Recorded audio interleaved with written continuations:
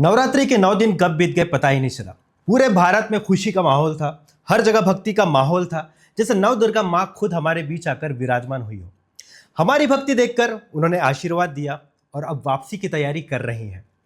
9 दिन आरती, पूजा और गरबा से पूरा देश गूंजता रहा और अब इनका सबका समापन हो रहा है दसरा के इस खास पर्व के साथ। लेकिन मेरे मन में एक सवाल उठा, अगर इतने बड़े उत्सव का अंत दशहरा से हो रहा है तो हम इसे इतना उत्साह और खुशी से क्यों मनाते हैं?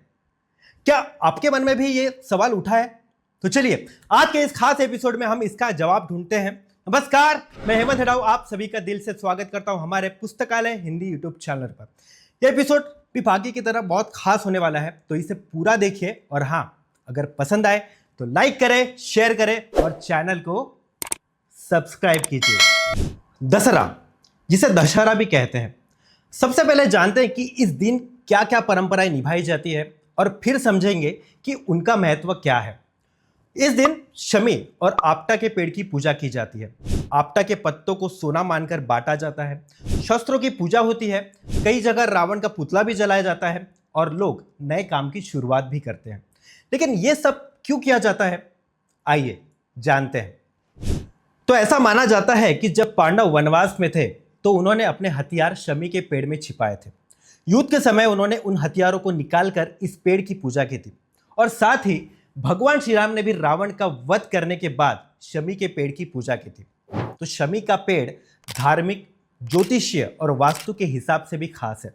इसे शनि देव से जोड़ा जाता है और इस पेड़ से घर की नकारात्मक ऊर्जा कम होती है और सुख समृद्धि आती है। और साथ ही शमी का पेड़ औषधीय गुणों से भी भरा है। पेट की समस्याएं, डायबिटीज, बुखार, सांस की तकलीफ, त्वचा रोग और शरीर की गर्मी कम करने में ये बहुत उपयोगी है। हमारी भारतीय संस्कृति में हर त्योहार में कृतज्ञता सिखाई जाती है और हम प्रकृति का आभार मानते हैं और शमी की पूजा करके हम इस पेड़ का धन्यवाद करते हैं। इस दिन आपटे के पेड़ की भी पूजा होती है और इसके पत्तों को सोना मानकर एक दूसरे को भेंट किया जाता है। लेकिन सवाल यह है कि इन पत्तों को सोना क्यों कहते हैं और इन्हें क्यों बांटा जाता है? तो चलिए जानते हैं। इसके पीछे एक पौराणिक कहानी है। रघुराज के समय की बात है। वरतंतु नाम के एक ऋषि थे और उनका शिष्य था कौत्स। कौत्स ने 14 विद्याओं में महारत हासिल की थी और गुरु दक्षिणा के लिए उसने पूछा तो ऋषि ने कहा, अपनी विद्या का उपयोग लोगों के भले के लिए करो, यही मेरी दक्षिणा है। लेकिन कौत्स ने जिद की तो ऋषि ने मजाक में 14 करोड़ स्वर्ण मुद्राएं मांग ली। ऋषि को लगा कि शायद वो ये बात भूल जाएगा, लेकिन कौत्स रघुराज के पास गया और सारी बातें बताई। रघुराज के पास इतनी मुद्राएं तो नहीं थी। उन्होंने कुबेर पर चढ़ाई करने की योजना बनाई। ये बात कुबेर को पता चली और उन्होंने अपने राज्य की सीमा पर स्वर्ण मुद्राएं की बारिश ही कर दी। रघुराज ने सिर्फ 14 करोड़ मुद्राएं ली, बाकी वही छोड़ दी। अब सवाल था कि बाकी मुद्राओं का क्या करें। कुबेर ने कहा कि लोग उनकी सीमा पार करके ये मुद्राएं ले जाएं और आपस में बांट लें।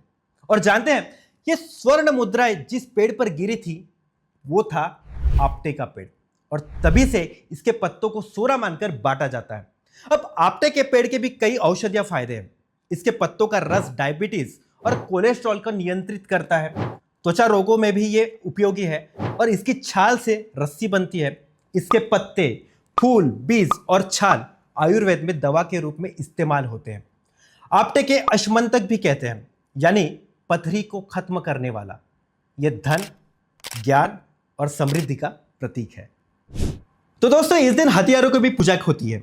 ये हथियार हर किसी के लिए अलग हो सकते हैं। जैसे सैनिकों के लिए उनके हथियार, किसानों के लिए खेती के औजार और शिक्षकों के लिए उनकी लेखनी यानी उनका हथियार। हर कोई अपने काम के औजारों की पूजा करता है, कृतज्ञता जताता है। यह हमें प्रकृति से जोड़ता है और इस समय तक की खेती से ज़्यादातर काम पूरे हो चुके होते हैं और फसल अच्छी होने लगती है। किसान अपने औजारों की पूजा करने के बाद उनका धन्यवाद करते हैं। उत्तर भारत में कुछ जगहों पर दशहरे के दिन रावण का पुतला जलाया जाता है। श्री राम ने 9 दिन तक युद्ध करके 10वें दिन रावण का वध किया था और उसी की याद में ये परंपरा है। इसे बुराई पर अच्छाई की जीत, असत्य पर सत्य की जीत और बीमारियों और गलत सोच का नाश माना जाता है और इसलिए इसे विजयादशमी भी कहते हैं। नए काम की शुरुआत भी होती है। यह दिन बहुत शुभ माना जाता है। नव दुर्गा के आशीर्वाद से नई ऊर्जा और उत्साह मिलता है। बुराइयों दूर करने की प्रार्थना की जाती है और नए विचारों का बीज बोया जाता है। और इसलिए इस दिन नए काम शुरू किए जाते हैं। इस दिन शुरू किया हुआ काम पूरा होता है, ऐसे मानते हैं। तो दोस्तों, दशहरा मतलब है खुशी, उत्साह, उत्सव, नई शुरुआत, कृतज्ञता, समृद्धि और जीत का त्योहार। मैं कामना करता हूं कि यह दशहरा आपके लिए भी खुशियां लाए।